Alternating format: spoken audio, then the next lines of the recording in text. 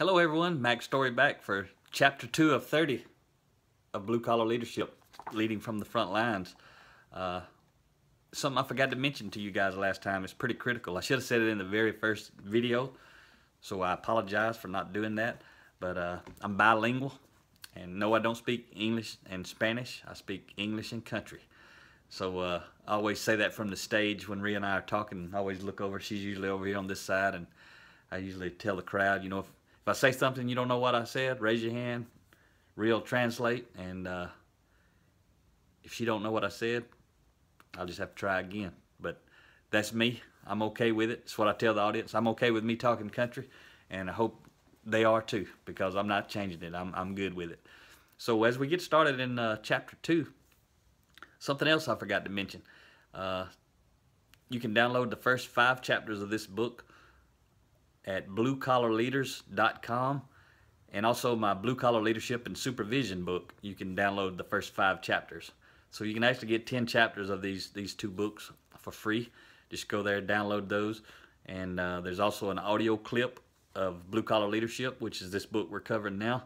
And it's about 5 minutes taken from throughout the book, but it's kind of edited together, so it sounds like it's one continuous reading, but it's actually different snippets to give you an idea of kind of what's in the book. So you can go listen to that sample as well if you like it. You know, you can download on Audible. You can get Blue Collar Leadership on audio. The Blue Collar Leadership and Supervision book is being recorded right now. It's about 50% through.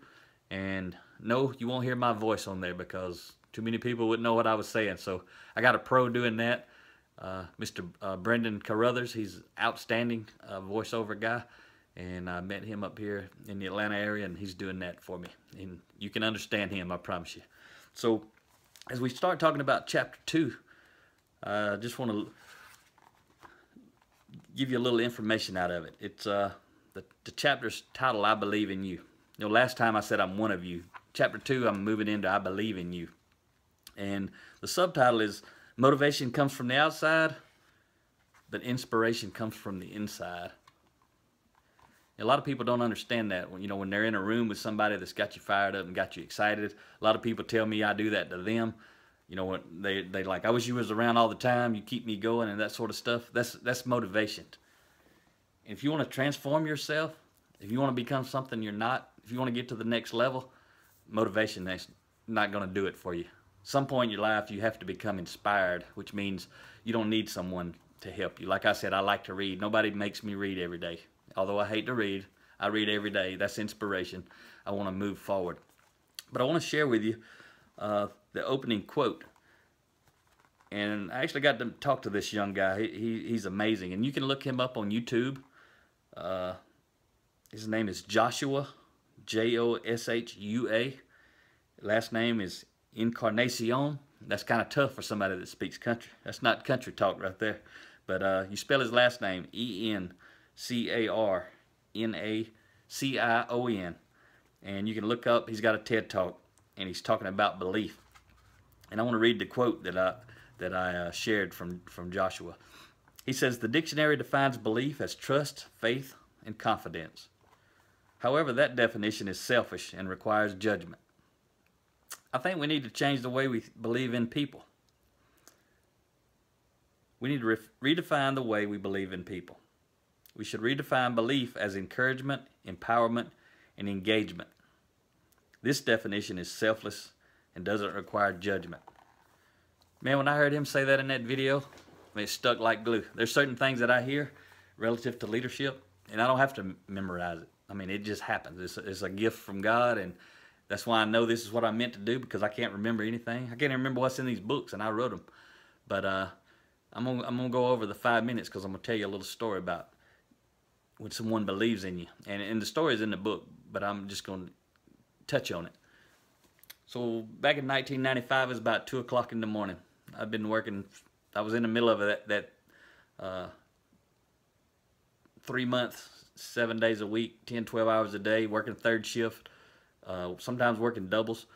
And I was in the middle of that in 1995. I've been working since 87. Or actually 88 when I started in the factories. So I've been doing that a while, and had a industrial engineer come out with me that night. He wanted to do a time study. He had a stopwatch and he was going to study everything I was doing because I was the most productive worker in our department. So the plant manager told him to come out and study me, see what I did and how I did it and why I was able to run so many parts and all that kind of stuff. So throughout the night, this gentleman started talking to me, and he said he wanted to know why I didn't go to college. And I didn't know what I'm about to tell you now, but I should have told him this. I'll share this from the stage. You know, you've heard of, most of you've heard of 007, James Bond, right? And I make the joke from the stage that that was my nickname in school, was 007. And, you know, everybody laughs. And I said, not because I was cool. I wasn't really that cool. But 007, that was my GPA. I barely graduated high school. You know, and that's the truth. They didn't call me 007, but I barely graduated high school. So should have made that joke with him, but I didn't have it back then. But anyway, he talked to me all night, and he said that, you know, the plant manager, he really believes in you. And at that time, I hated the thought of going back to school. When I graduated high school, I said, I will never go back to school again. I was done. So I graduated in 87. This was 95. He talked to me. He believed in me. He encouraged me. He empowered me. And I said, man, you don't know, I ain't ever going back to school. We talked all night. You know, it was nice to hear that he thought I should go back to school, and the plant manager thought I should go back to school, but it wasn't going to happen. And what's amazing, though, is this stranger I've never met believed in me, had that talk with me, and the very next semester, I was enrolled in a community college. And it took me 5 years. You know, I was working 7 days a week, 10, 12 hours a day most of the time, single parent, and it took me 5 years to get my 2-year degree, my associate's degree, but I went and did it. And I was enrolled most all the time, but I just wasn't going that many classes at one time. So anyway, I made that happen because a stranger believed in me. And that's what I want to do for everybody who's watching these videos. I want to believe in you. And I don't have to know you to believe in you, because I'm not basing it on trust, faith, and confidence. That's judgmental, as Joshua said. I'm basing it on, I want to encourage you, I want to engage you, and I want to empower you.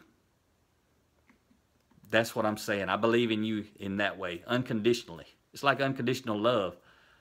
I just believe in you. And if I can do it, there's hope for everybody else, because if you knew my personal stories, I had a lot to overcome. So we're going to cut this one off and keep it short. But if you get excited about this, order the book, get the audio, check it out, start reading. 1 paragraph a day, that's all you got to do. And if you want to read more, that'll be great. But commit that challenge to yourself, and then have the discipline to do it. So I'll catch up with you soon on chapter 3. Remember what I always say, make it happen, or someone else will. It might as well be you.